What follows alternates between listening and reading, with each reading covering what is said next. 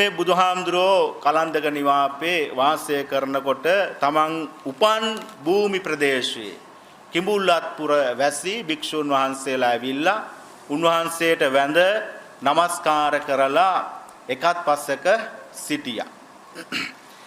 දැන් ආපු හැටියේ කතා කරන්නේ නැහනේ. බුදුහාමුදුරු අහනවා සැප සනීප කොහොමද? එන විට කරදර බාධක සිදු වුණාද? දන් පැන් ආදිය නිසි ලෙස ලැබෙනවාද? බණ භාවනා ආදිය කරන්නට සුදුසු පරිසරයක් තිබෙනවාද? ගැටලු ප්‍රශ්න තියෙනවද කියලා බුදුහාමුදුරු අහනවා. තමන්ගේ ශ්‍රාවක ශ්‍රාවිකාවන්ගෙන් දායක කාරකාදීන්ගෙන්.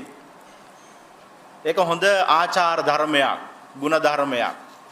අද කාලේ සමහර දායකාවෝ ඉන්නවා එකපාරටම පන්සලට එනවා, බෙල් එකක් තියෙනවා නම් බෙල් එක ඔබාගෙනම ඉන්නවා.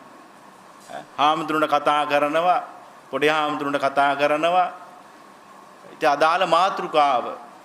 එතකොට හාමුදුරුවෝ සාමාන්‍යයෙන් අපේ පැරණි දායකයෝ උදෑසන දානේ වළඳන වෙලාව දන්නවා. ඒ වෙලාවට එන්නේ නැහැ හාමුදුරුවෝ හම්බෙන්න.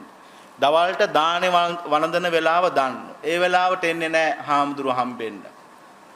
දානේ වළඳලා ඉවර වෙලා විවේක සුවය ගන්නවා. පිරිවනේ පොඩි හාල පිරිවනට යනවා. ඒ වෙලාවට එන්නේ නැහැ දායකයෝ හම්බෙන්න. දැන් අද සමහරක් දායකයෝ හරියටම එන්නේ දවල්ට දානේ වළඳන වෙලාවට. එක්ක උදේ දානේ වළඳන වෙලාවට. දැන් සමහර කලාට අපි පොඩි හාමුදුරුවෝ විදියට අපි අපහසුතාවයට පත් වෙන මොදල ලොකු හාමුදුරුවෝ නැතුව අපිට දාන වළඳන්න බෑනේ. ඉතින් අර දායකයොත් එක්ක කතා කරලා ඒ ඔක්කොම වැඩ ටික ඉවරනකම් බලන් ඉන්නවා අපි දානේ වළඳන්න. ප්‍රශ්න තියෙනවා. මිනිස්සු දැනගන්න ඕනේ හාමුදුරුවෝ දානේ වළඳන වෙලාව, උදේ දවල් විවේක ගන්න වෙලාව, පිරිවෙන් යන වෙලාව.